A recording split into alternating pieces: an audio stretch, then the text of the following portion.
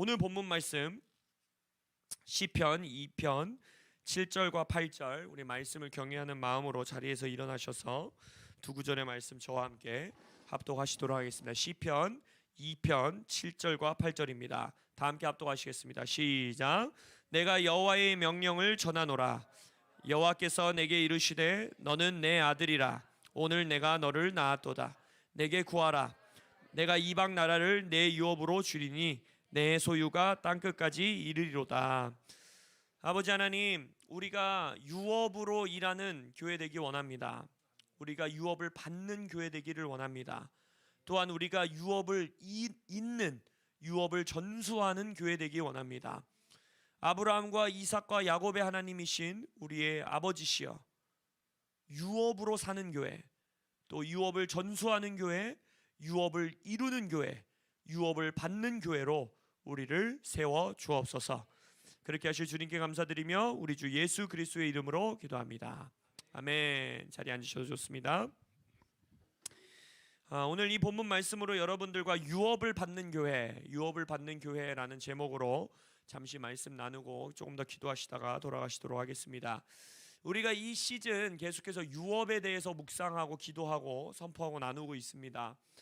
우리가 5층에서 26층으로 점프하고 이 날아오르는 것을 놓고 우리가 이 5주년이 지나간 이때 계속해서 기도하고 있는데, 우리가 홍정신 목사님을 통해 또 우리가 기도 가운데에 그 5층에서 26층으로 점프케 하는, 그리고 그 공간을 채우는, 그것이 바로 유업이다. 그래서 유업을 받는 자들은 소위 말하는 맨 땅의 헤딩, 이 처음 시작부터 시작하는 것이 아니라 이제 아비의 어깨에서부터, 아비의 머리에서부터, 유업에서부터 시작하는 것이다. 그래서 그것이 우리의 26층이다라고 우리가 지금 기도하며 나아가고 있습니다. 그래서 우리가 이 땅에서 HIM의 유업, 또 최한 목사님이 영적 아비의 유업, 그리고 하나님이 우리에게 허락하신 유업을 취하고 그것을 이루어내는 교회가 되기 위해서 기도하며 나아가고 있습니다.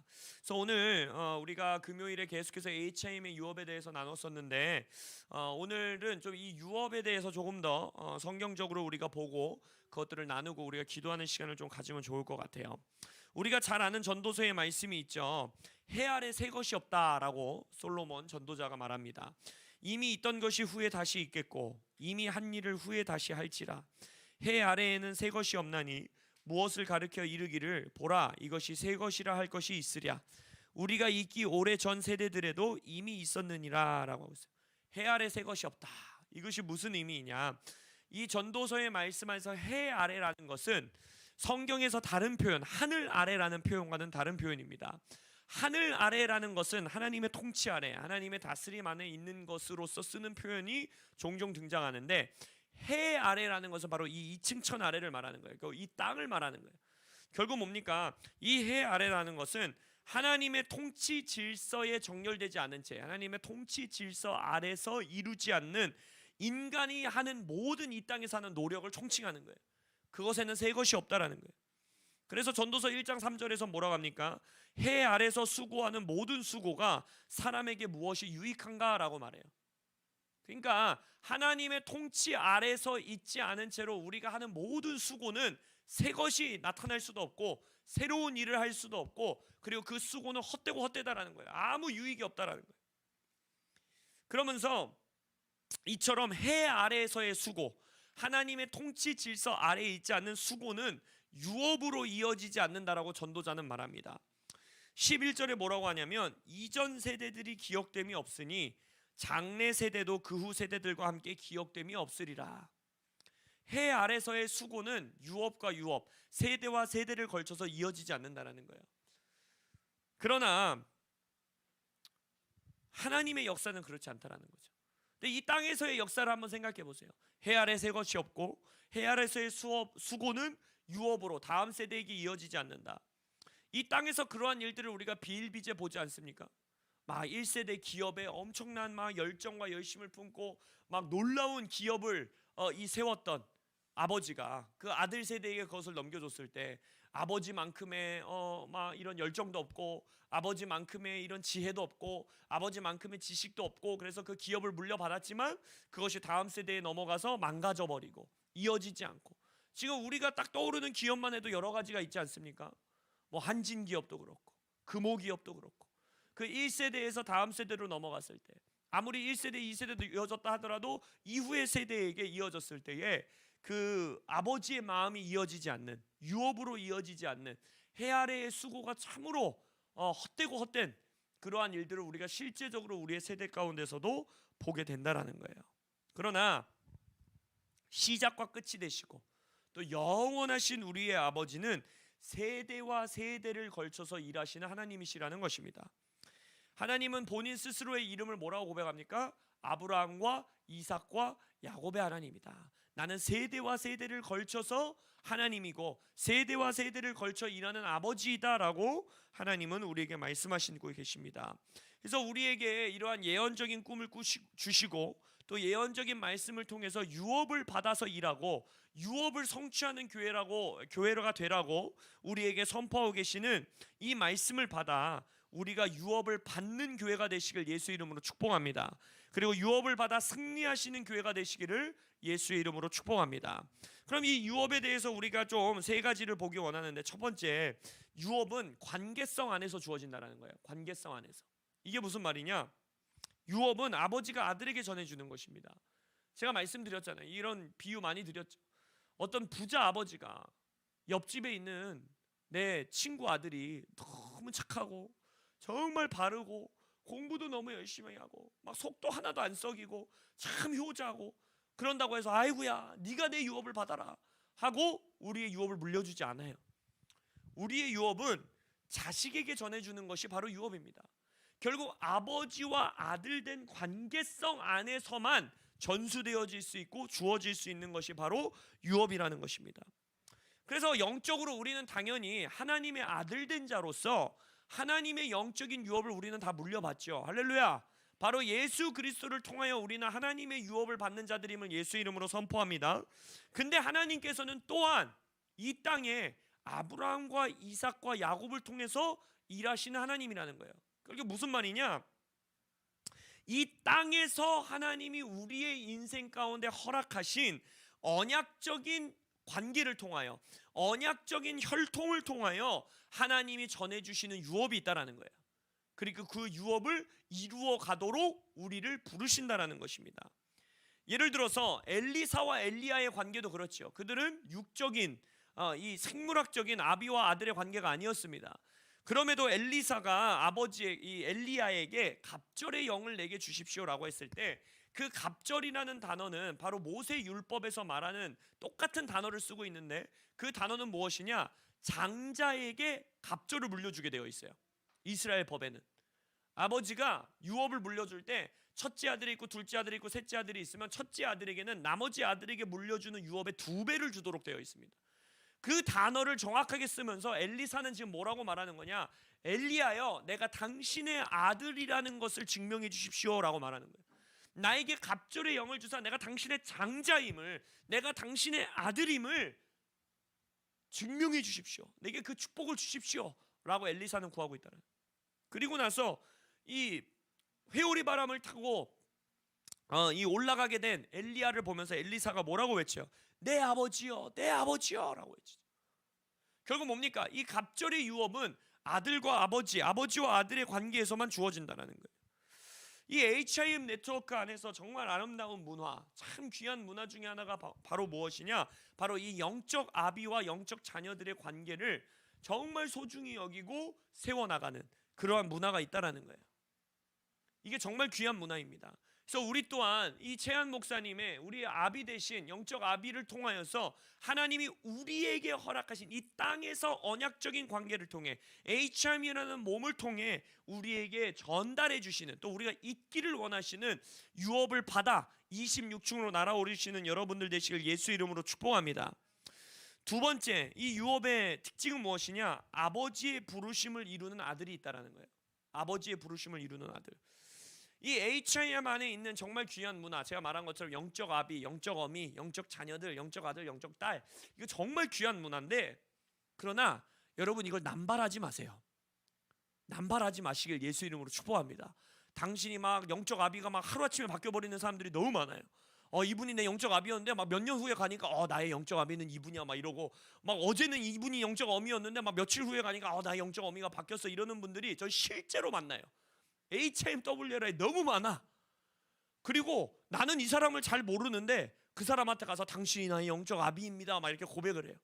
여러분, 이거는 물론 그 의미가 뭔지는 알아요. 정말 그분을 존중하고 내가 그분을 존경하고 그분을 사랑합니다라는 고백이지만, 누가 나의 영적 아비다, 누가 나의 영적 어미다, 이런 말은 여러분 가볍게 내뱉는 것이 아닙니다. 왜냐? 여러분이 성경 안에서 나의 아비 된 자를 하나님이 어떻게 섬기도록 부르시는지를 보면 이것은 실은 굉장히 무서운 말이에요. 함부로 버틸 수 없는 말입니다.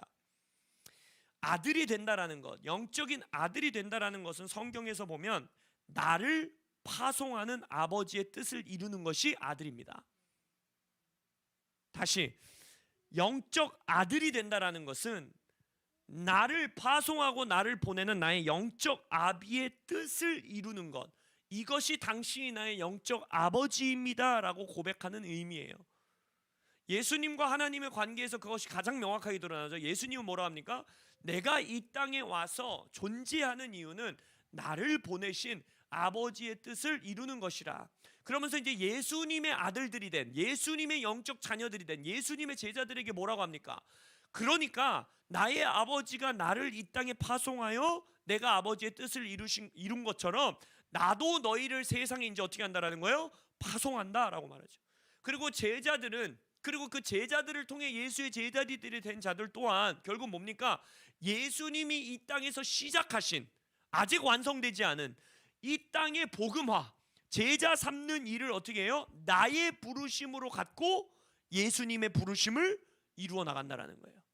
하나님 아버지가 아들 예수에게 이 땅에 보내셔서 이루도록 명령하신 그 부르심을 이제는 예수의 영적 아들들이 된, 예수의 영적 제자들이 된 자들이 그 뜻을 이제 이 땅 가운데 자신의 부르심으로 이루어 나간다라는 것입니다.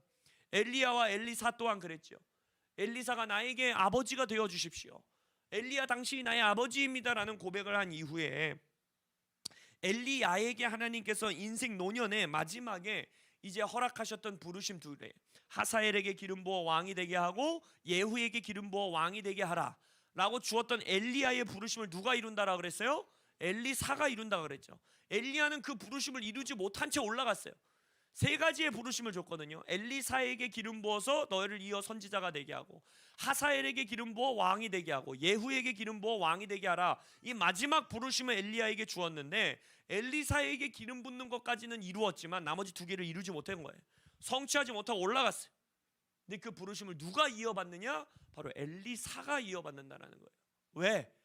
나의 아비의 부르심은 나의 부르심이기 때문입니다. 아브라함과 이삭의 삶에서도 보지요. 창세기 26장에서 이삭은 아브라함이 팠었던 그 우물들을 다시 파고 아버지가 불렀던 이름으로 불렀더라라고 말하고 있어요. 아버지의 막혀버린 부르심, 이 땅에서 막혀있는 듯한 그 아버지의 이전의 부르심을 이삭은 자신의 부르심으로 받아 아버지의 뜻을 계속해서 이어갔다라는 것입니다. 결국 아버지와 아들의 관계는 그냥 단순히 친한 관계, 좋은 관계, 내가 존경하는 관계, 이분의 기름 부으심이 좋아서 난 따라다니고 싶은 관계, 이분이 그냥 내 아비였으면 좋겠다 싶어서 아비, 이건 안 되는 거예요. 있을 수가 없는 일입니다. 그것은 바로 무엇이냐? 아버지와 아들의 관계는, 이 유업이 이어지는 관계는 어떠한 관계냐? 아버지의 부르심이 나의 부르심이 되는 관계예요. 아버지의 부르심이 나의 부르심이라는 확신과 열정과 열심과 그리고 그러한 라이프 스타일을 살아가는 자에게 주어지는 것이 바로 유업이라는 것입니다. 그래서 우리 교회가 이 5층에서 26층으로 점프하는 이 시즌, 폭발적인 부흥을 준비하는 이 시즌 가운데에 정말 고민하고 씨름하고 기도해야 되는 부분이 저는 바로 이 부분이라고 생각합니다. 우리에게 그럼 주어지는 부르심은 과연 무엇일까? 우리가 우리의 부르심이라고 붙들고 열정을 다해 이것은 나의 아버지의 부르심이고 그것이 나의 부르심입니다 라고 외치며 붙들고 나아가야 하는 교회적 차원의, 또한 우리의 가정적 차원의 부르심은 무엇인가? 이것을 여러분들이 이 연말 시즌 그리고 연초 시즌 기도하고 씨름하고 거기서 붙으셔야 된다는 거예요. 그리고 그 아버지의 부르심의 성취를 위하여 여러분의 재정과 시간과 노력과 에너지와 열심을, 헌신을 드리는 여러분들 되시길, 그 유업을 이어받는 분들 되시길 예수의 이름으로 축복합니다. 세 번째, 그렇게 그 아버지의 부르심을 나의 부르심으로 받아들이고 아버지와 아들의 관계성 안에서 유업을 이어받는 아들의 삶에는요, 확장이 주어집니다. 바로 이것이 새 것이 되는 거예요. 인간의 노력으로 해 아래에서 이루는 일은 새 것이 없어요. 유업이 이어지지 않아요. 그러나 유업이 놀라운 이유는 뭐냐? 아버지가 내게 준 유업이 확장이 된다는 거예요. 이것이 바로 하나님의 새 일인 것입니다. 이것이 바로 하나님 나라의 역사의 확장이 이루어지는 가장 중요한 모습과 방법인 것이. 우리가 이 시즌 창세기 26장을 좀 주목하여 보기를 원하는데, 이삭이 우리가 잘 아는 이야기예요. 아비멜렉, 블레셋 왕 아비멜렉이, 그러니까 아브라함이랑 똑같아요.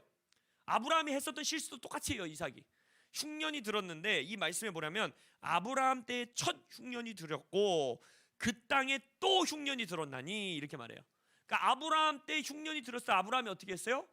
아비멜렉 왕에게 갔어요. 그때도 블레셋 왕에게. 그리고 거기서 어떻게 했어요? 자기 아내를 팔아먹었어요. 뭐 어떻게 했어요? 내 여동생이다 이래갖고서는 왕에게 팔아먹었잖아요. 근데 이삭이 똑같은 합니다. 똑같이 이삭도 흉년이 드니까 또 아비멜렉 왕에게 가요. 블레셋 왕에게 가요. 그리고 자기 와이프를 또 와이프라고 안 하고 뭐라 그래요? 내 여동생입니다. 이러 똑같이 똑같은 죄를 져요. 실수를 하고. 근데 그 뒤에, 그 실수 이후에 이삭의 놀라운 점이 나타나는데, 바로 뭐냐면 아브라함 때에 팠었던 우물 중에 막혀있는 것들을 다시 팝니다. 그리고 성경에 보면 뭐라고 하냐면 아버지가 부르던 이름으로 그 우물을 불렀다 그래요. 내가 노력해서 판 우물인데 나에게 그것을 영광을 돌리지도 않고 내 우물로 취하지도 않아요. 이것은 나의 아버지의 우물이고 아버지가 불렀던 이름으로 부릅니다. 그리고 나서 여러분들 여기서 많이들 헷갈려 하시는데, 아버지가 부르던 이름으로 불렀던 우물들을 판 이후에 그리고 나서 우물을 또 파죠. 그리고 거기서 다투죠. 블레셋 사람들이랑. 이거는 아브라함이 팠었던 우물들이 아닙니다. 새로운 우물을 파는 거예요. 아브라함이 팠었던 우물을 파고 그건 아버지가 부르던 이름으로 한 이후에 이제 종들이 그 다음에 다시 우물들을 파는데 두 번 싸움이 벌어져요. 블레셋 군들이 그걸 뺏어가요. 그래서 거기서 에색, 다퉜다라는 의미인 에색, 그 다음에 원수가 우리를 대적했다라는 의미인 신나라는 이름으로 이름을 붙여요. 그러나 두 번의 원수의 공격이 있었음에도 불구하고 그 유업을 이어받고 아버지의 유업을 성취했었던 이삭의 끝은 어떻게 되느냐? 바로 르호봇에 이른다라는 거예요. 장소가 넓다라는 뜻이죠. 이삭이 거기서 옮겨 다른 우물을 팠더니 그들이 다투지 아니하였으므로 그 이름을 르호봇이라 하여 이르되, 이제는 여호와께서 우리를 위하여 넓게 하셨으니 이 땅에서 우리가 번성하리로다 하였도다. 그리고 더 놀라운 것은 그 이후에 어떤 역사가 있냐면, 원수들이 자기들에게 결국 와서 뭐라 그럽니까? 네가 하나님께 복받은 자구나, 우리랑 계약하자, 이렇게 말해요. 원수들조차도 돌이킨다라는 거예요. 유업을 이어받는 자들에게는. 해 아래에서는, 이 땅에서는 확장을, 새로운 일을 하기 위해서 뭐라고 하냐, 너의 오리지널리티가 있어야 된다는 거예요. 윗사람들 거 그대로 하지 말라는 거예요. 그냥 너만의 것을 해, 너의 새로운 것을 창조해, 너의 오리지널리티를 만들어야 돼 라고 말하지만 그것은 하나님 나라의 방법이 아니에요. 하나님 나라의 방법은 아버지의 유업을 받아서 넓은 곳까지 확장해 나가는 자들을 찾고 계세요. 유업을 받아서 싸우는 자들을 찾고 계세요. 유업을 받아서 원수들이 대적할 때에도 거기서 무너지지 않고, 거기서 머물지 않고 더 나아가 확장하는 데까지 나아가기를 주님께서는 찾고 계세요. 이 땅의 문화는 꼰대랑 갈라서야 돼. 꼰대랑 함께 할 수 없어. 어른들이랑은 우리가 뭔가 달라야 돼. 우리가 우리만의 것을 만들어야 돼. 그것이 우리의 확장이야 라고 말하지만 오히려 하나님은 반대입니다. 아버지의 유업을 받아 그 부르심을 먼저 이룬 자들, 아버지의 부르심을 나의 부르심으로 받은 자들에게 유업을 통해 확장하고 유업을 통해 더 넓은 곳으로 나아가도록 우리를 이끄시는 하나님의 복이 있다라는 것입니다. 이것이 우리의 26층이라고 믿습니다. 할렐루야. 이것이 바로 우리에게 주어진 5층에서 26층으로 날아오르는 하나님의 계획이요 하나님의 뜻임을 믿습니다. 그래서 이 시즌, 우리가 2023년을 준비하는 이 시즌, 여러분들이 정말 우리 교회로서 또 나 개인으로서 우리 가정으로서 아비의 유업을 물려받아야 될 것이 무엇인가, 우리가 이루어 나가야 하는 아버지의 부르심은 무엇인가, 우리에게 허락하신 이 땅에서 하나님이 우리에게 허락하신 언약적 관계 안에서 내가 이루어야 하는 유업은 무엇인가, 정말 진지하게 기도하시고 씨름하시길 예수의 이름으로 축복합니다. 여러분의 개인의 차원의 영적 아비들이 있을 수 있고,